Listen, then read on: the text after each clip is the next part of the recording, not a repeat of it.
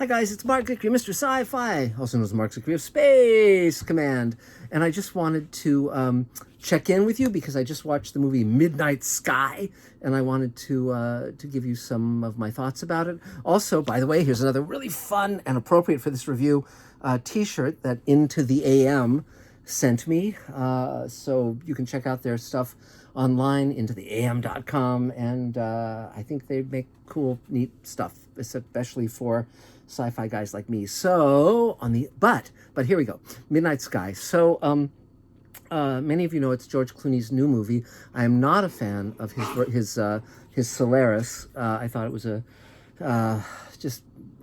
go into that another time.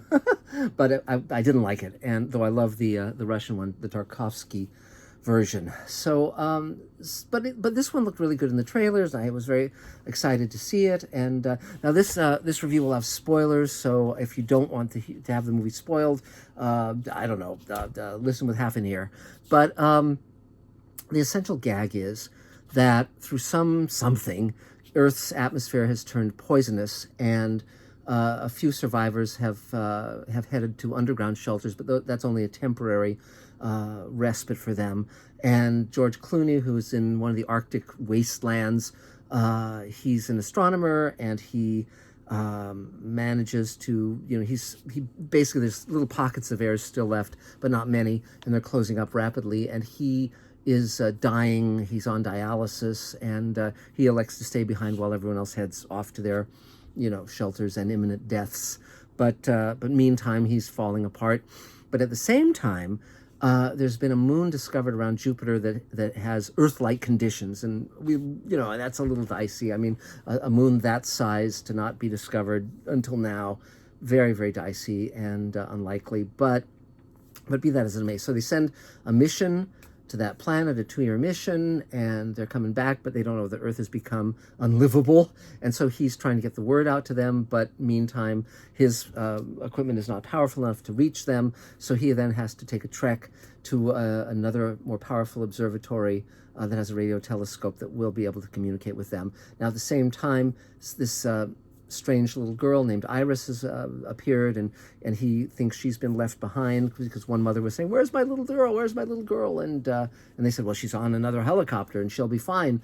But he assumes that that's the little girl who was left behind. She doesn't talk, but she can hear and she can laugh, and we don't know what her trip is, but she seems very attentive.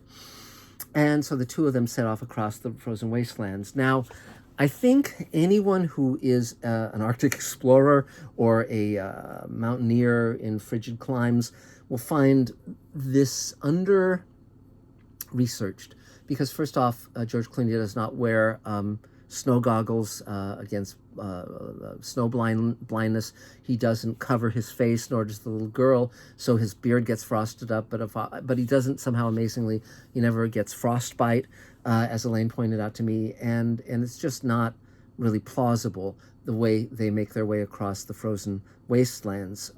Additionally, he gets to the observatory. Now, at the same time, we've been paralleling this story with the crew on the ship coming back, and it's very odd because they barely seem to know each other. This whole movie, all of the characters are very realized. They're very flat. They're very undetailed compared to like a good science fiction movie. And it's a well-produced film. It's a sincere film. It's not a terrible film. I don't mean to say that, but let's just walk through it a little bit. Essentially,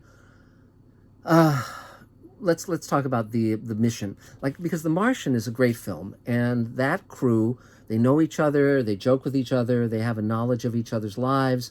That feels lived in, and the science feels solid. Whereas this mission, these characters don't seem to know each other. They're on the leg back, so they've been together for over a year, and yet they don't, like one woman's watching her little holographic thing of her family and her best friend. She's saying, "This is my mother, and this is my best friend." They've never had this conversation before, or etc.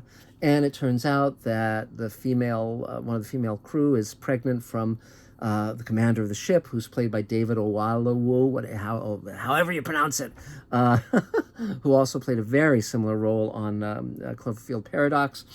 And this has a lot of the similar tropes of these kind of movies. They have to go extravehicular to repair something, and of course, one of them, let's say, suffers a terminal injury, and so forth. And at the end, you can turn it off now if you don't want this spoiled. At the end, we discover that the little girl is imaginary because when he was younger, George Clooney was basically an uncommunicative, self-involved guy, and his girlfriend slash wife, whatever the hell she was, left, and she took her little girl with her, and probably that's his daughter, or maybe it's a little girl from another marriage, but probably it's his daughter, and her name is Iris, and Iris doesn't know that George Clooney is her dad, just he's a famous, physicist, astronomer, blah, blah, blah.